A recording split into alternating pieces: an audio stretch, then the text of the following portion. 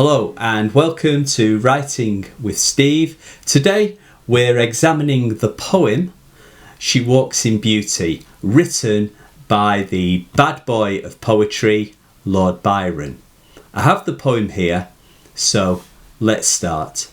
She walks in beauty like the night of cloudless climes and starry skies, and all that's best of dark and bright meet in the aspect of her eyes, thus mellowed to that tender light which heaven to gaudy day denies.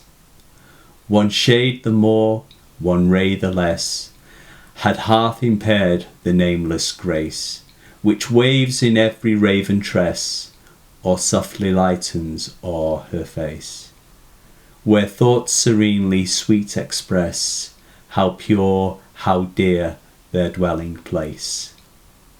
And on that cheek and o'er that brow, so soft, so calm, yet eloquent, the smiles that win, the tints that glow, but tell of days in goodness spent, a mind at peace with all below, a heart whose love is innocent. So it's a poem that you may already be familiar with. It's a highly popular poem and it's usually found in many poetry anthologies. The poet presents the perfect woman. She is the embodiment of grace and beauty. The first line, stanza 1, praises her beauty.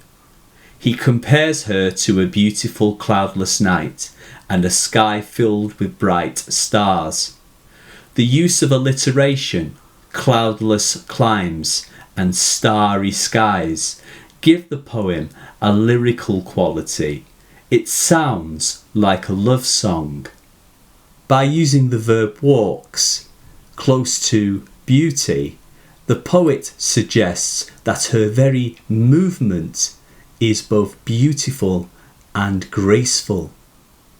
He compares the night sky with its bright stars to her eyes. He says the best of darkness and brightness have combined to form her eyes and her gaze, her aspect.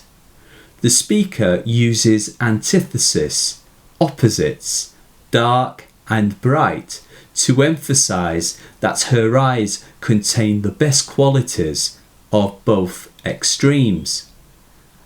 Byron uses hyperbole, which means exaggeration. So for example, best for emphasis. He says the night brings out her beauty. The starlight, the tender light, reflected in her eyes mellows, which means softens her gaze. In contrast, the sun being gaudy, meaning too bright, up in the heavens, the sky, would ruin her beauty by its brightness. The sun would fail to reveal the sparkle in her eyes. In stanza 2, the poet continues to praise her physical qualities. He praises her black hair, raven tress, and light skin. Again, antithesis is used to show that the woman embodies the best of darkness and light. He says one shade more or one ray less would have impaired, that means damaged, her beauty, but she has the perfect amount of both. In the last two lines of stanza 2, the speaker moves on to praise her inner qualities. She is not just beautiful, but has a pleasing disposition and personality. He says she possesses serene thoughts which dwell within a pure mind. Where thoughts serenely sweet express how pure, how dear their dwelling place. The word dear emphasises how much he values these qualities in her. In the final stanza, he praises both her physical and inner qualities. He praises the tint the rosy colour of her cheek and forehead, brow, which are calm, in this sense lacking creases through worry. This reflects her calmness through spending her days doing good deeds and being content, at peace. He praises her winning, which means attractive smile, and eloquent suggests the sound of her voice, and what she says are equally pleasing and winning. He uses love and heart only once in the poem, and for emphasis he places these words right at the end. He says that her love, like her heart, is innocent. Unlike conventional love poems, the poem is not directed at a particular woman. For example, it doesn't use the word you. Rather, Byron is describing the qualities of a perfect woman. It is a celebration of the subject's beauty, grace, and purity. Perhaps the woman is nameless because he is describing an idealised woman rather than a particular woman he has in mind. However, there is an alternative reading to this.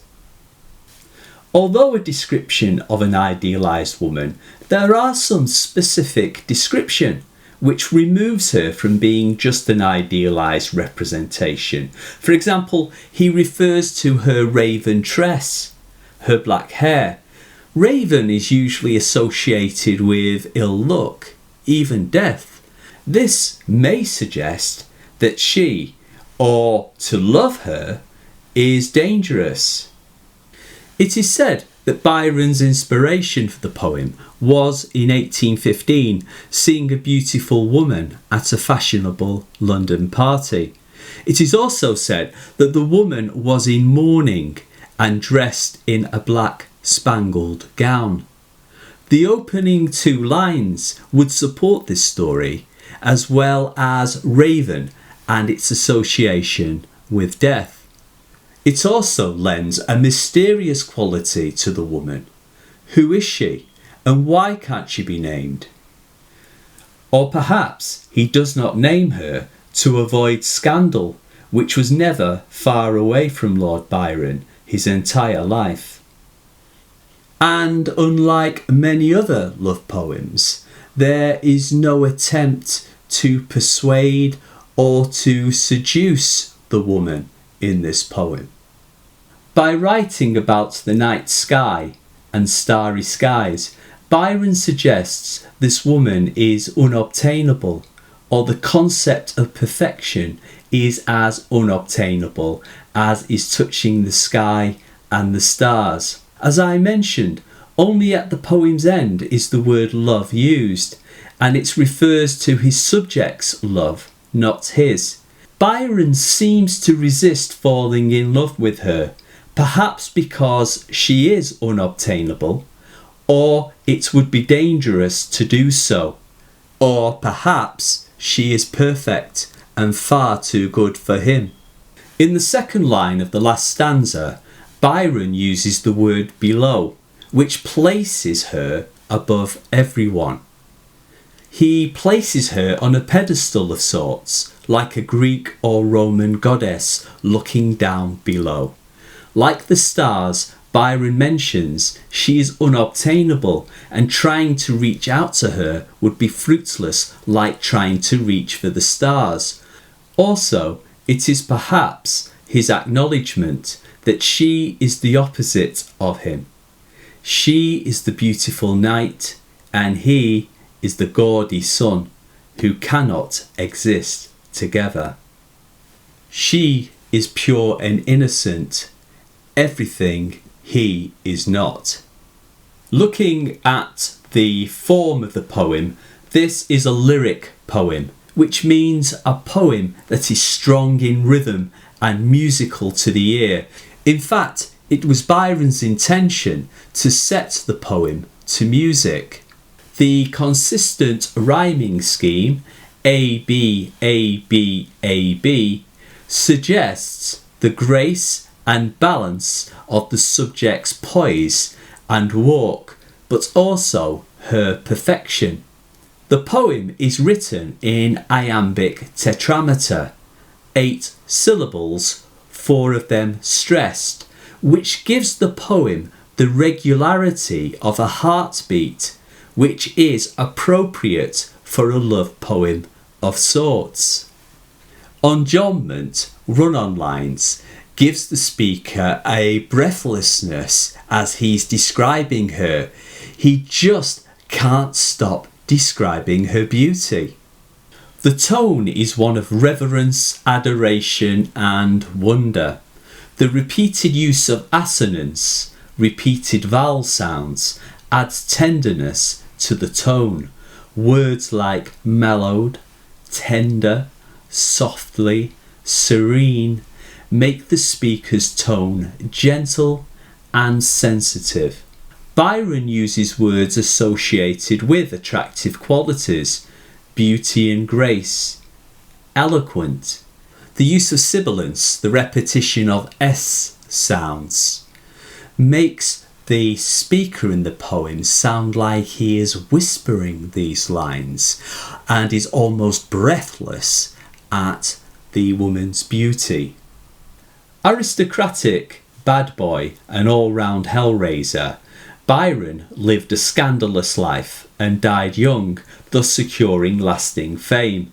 The fact that he also wrote fine poems also secured his reputation in English literature. Part of the wider Romantic movement, he provided the template for the demon lover, brooding, elusive and passionate. Think Heathcliff and Rochester.